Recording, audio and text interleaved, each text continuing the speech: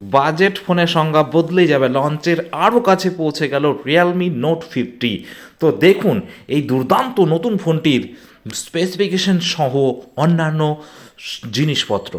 Realme note series শীঘ্রই Indonesia launch হবে বলে শোনা যাচ্ছে। অনুমান রিয়েলমি নোট সিরিজের দুটি ফোন বাজারে আসতে পারে, রিয়েলমি নোট 1 এবং রিয়েলমি নোট 50। গতকাল অনলাইনে ফাঁস হওয়া একটি ইমেজ প্রথমবারের জন্য রিয়েলমি নোট 1-এর অস্তিত্ব নিশ্চিত করেছে এবং কিছু গুরুত্বপূর্ণ বৈশিষ্ট্য প্রকাশ করেছে। তবে রিয়েলমি নোট 1 নামটি প্লেস হোল্ডার নাকি সত্যিই আসল নাম তা এখনও স্পষ্ট নয়, কারণ সম্প্রতি রিয়েলমি নোট 50 নামে একটি ফোন থাইল্যান্ডের ন্যাশনাল ব্রডকাস্টিংয়ে দেখা গেছে। রিয়েলমি নোট 50 পেল ব্লুটুথ এসআইজি এর অনুমোদন, RMX 38384 মডেল নম্বর সহ একটি রিয়েলমি নতুন phone Bluetooth special internet group এর ছাড়পত্র লাভ করেছে। লিস্টিংটি নিশ্চিত করেছে সেটি রিয়েলমি নোট 50 নামে বাজারে পা রাখবে। Realme note 1 MediaTek Dimensity 7050 chipset সহ আসবে। অন্যান্য অনলাইন রিপোর্টে দাবি করা হয়েছে রিয়েলমি নোট 50-এ 6.67 ইঞ্চির এলসিডি প্যানেল থাকবে, যা HD+ রেজুলেশন অফার করবে। ফটোগ্রাফির জন্য 13 মেগাপিক্সেল প্লাস AI